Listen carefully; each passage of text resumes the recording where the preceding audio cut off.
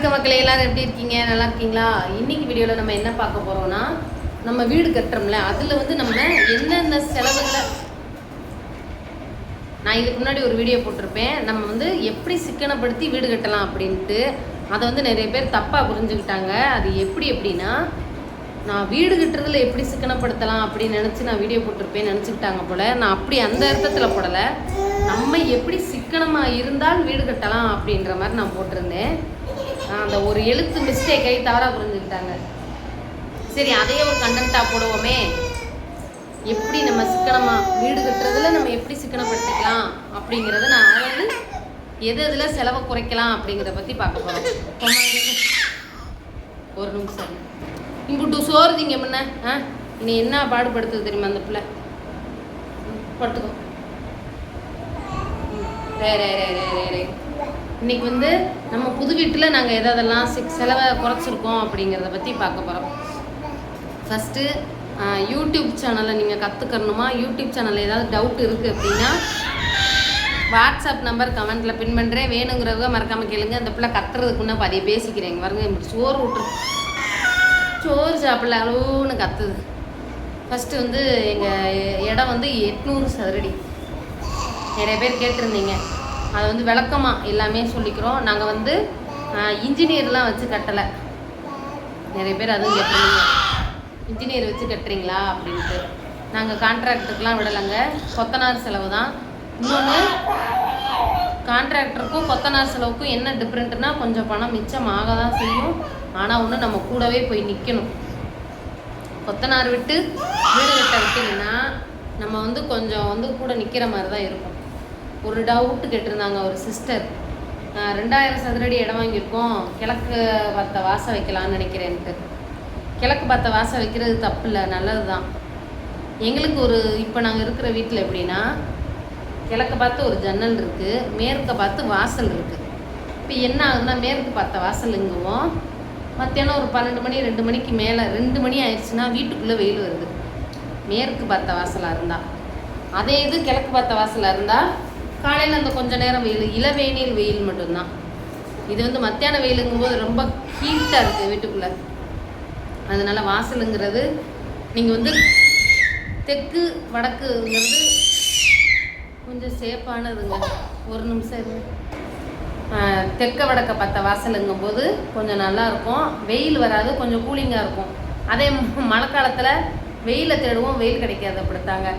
ஆக மொத்தம் எங்கிட்ட இருந்தாலும் ஏதாவது ஒரு பிரச்சனைகள் வரும். இருந்தாலும் வெயிலேருந்து தப்பிக்கணும்னா தயவு செஞ்சு மேற்க பார்த்த வாசல் மட்டும் யாரும் வச்சிடாதீங்க. ரொம்ப கஷ்டங்க. நாங்கள் ரொம்ப கஷ்டப்படுறோம். மேற்கு பார்த்த வாசல் மத்தியானம் 2 மணி 2:30 ஆயிடுச்சுன்னா வச்சுக்கோங்க, நேராக வீட்டுக்குள்ளே வெயில் அடிக்க ஆரம்பிச்சிடும். உட்கார முடியாது, அனலாக இருக்கும் இந்த வீட்டுக்குள்ளே. வேறு வேலை என்ன செய்கிறது? கம்பி வந்து அம்மன் கம்பி தாங்க, வாயே ரோல் ஆகுது. சிமெண்ட் வந்து டால்மியா சிமெண்ட் ஏற்கனவே சொல்லிட்டேன். அதே மாதிரி படி வந்து நாங்கள் ரொம்ப நீட்டு படியாக போடலை, மாடிப்படி மடக்குப்படி மாதிரி போட்டோம். இதில் இன்னொரு செலவு என்ன மிச்சம் அப்படின்னா, மாடிப்படி போட்டிருக்கோம், 2 பக்கமும் கைப்பிடிச்சவர் நாங்கள் கட்டலை, கம்பியில் வைக்க போகிறோம். கம்பியில் வந்து வைக்க போகிறோம். அது வந்து இன்னும் செலவு கம்மியாகும்னு சொன்னாங்க. சரி ரைட், அப்போ கம்பியிலே வச்சுருவோம்னு சொல்லிட்டு கம்பியில் தான் வைக்க போகிறோம். அது என்ன, எனக்கு அது எது நல்லதுன்னு எனக்கு தெரியாது. ஆனால் எங்கள் வீட்டில் சொல்லியிருக்காங்க கம்பியில் வச்சுருவோன்ட்டு. அதே மாதிரி பார்த்திங்கன்னா, சில பேர் வந்து இந்த செல்ஃபுக்கெலாம் அப்படியே பாக்ஸாக மர பாக்ஸ் மாதிரி அடிச்சிடுறாங்க. எனக்கு தெரிஞ்ச ஒரு அம்மா சொன்னாங்க, நம்ம வீட்டில் வந்து இந்த கபோர்டெல்லாம் இருக்கும் பாருங்க, கிச்சனில் கபோர்டு, என்ன மாடர்ன் கிச்சனுங்கிறாங்கல்ல, அதெல்லாம் வந்து பூசணை பிடிக்குதான் அந்த கிச்சனில். அந்த பாக்ஸு இந்த மரப்பட்டியை வச்சு அடைச்சிட்றாங்கல்ல, காத்தோட்டம் இல்லாமல் பூசணை பிடிக்குது அப்படின்னு சொன்னாங்க. நாங்கள் அந்தளவுக்கு வைக்கிற அளவுக்கு நமக்கு பட்ஜெட்டு கிடையாது. நாங்கள் இப்போ சும்மா வந்து இப்படி அடுப்பு மேடை இருக்குன்னா சைடில் ஒரு இப்படி ஒரு எப்படி சொல்கிறது, இப்படி மாதிரி பானா வடிவில் வச்சுருக்கோம். இந்த பக்கம் ஒரு செல்ஃபு, இங்கிட்ட ஒரு செல்ஃபு, நடுவில் வந்து அடுப்பு மேடை மாதிரி.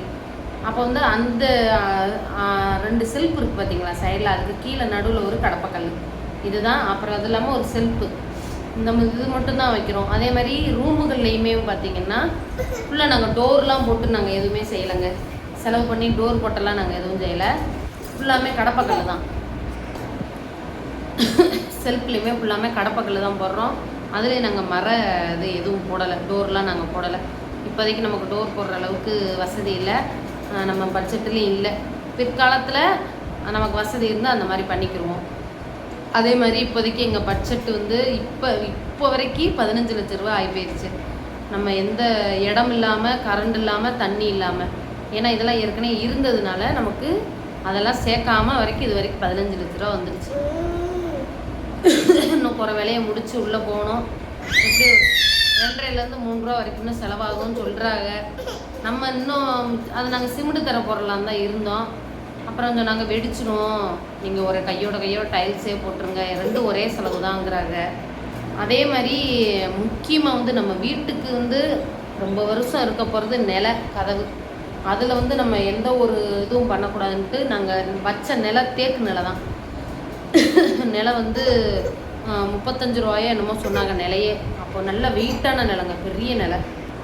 அதே மாதிரி ஜன்னல் எல்லாம் நிறைய பேர் சொல்லியிருந்தீங்க, ஜன்னல் வெளியில் திறக்கிற மாதிரி வைங்க, உள்ளே திறக்கிற மாதிரி வைக்காதீங்க அப்படின்ட்டு. நாங்கள் அதையுமே மாற்றிட்டோங்க. ஆசாரி அது ஒரு 2 தான் செலவாக போயிடுச்சு.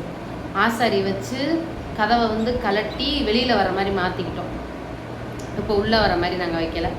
அதாவது கிச்சனுக்கு ஹாலுக்கு மட்டும் வெளியில் திறக்கிற மாதிரி, அந்த 2 ரூமுக்கு வந்து வெளியில் திறக்கிற மாதிரி வைக்க முடியாது. ஏன்னா பக்கத்தில் ஃப்ளாட் இருக்குது, நம்ம அங்கிட்ட திறக்க முடியாது. நாளைக்கு வீடு கட்டினாங்கன்னா கதவே திறக்க முடியாமல் போயிடும். அதுக்கு மட்டும் உள்ளே திறக்கிற மாதிரி வச்சுருக்கோம்.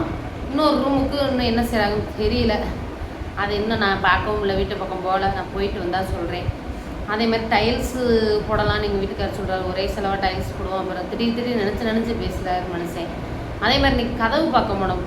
அந்த ஜன்னல் வந்து என்ன மரம்னு பார்த்தீங்கன்னா, ஏதோ மாங்கனியா இல்லை வேம்புன்னு நினைக்கிறேன், வேம்பு மரம் கதவுன்னு சொன்னாங்க ஜன்னலுக்கு. அதே மாதிரி இன்றைக்கி நாங்கள் கதவு பார்க்க போன இடத்துல மகாக்கனின்ற கதவு வந்து 17,000 கதவு.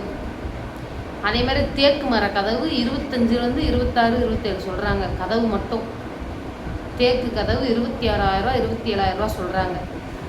கும்பகோணத்தில் ஒரு ஏரியாவில் தான் நாங்கள் போய் பார்க்க போனோம்.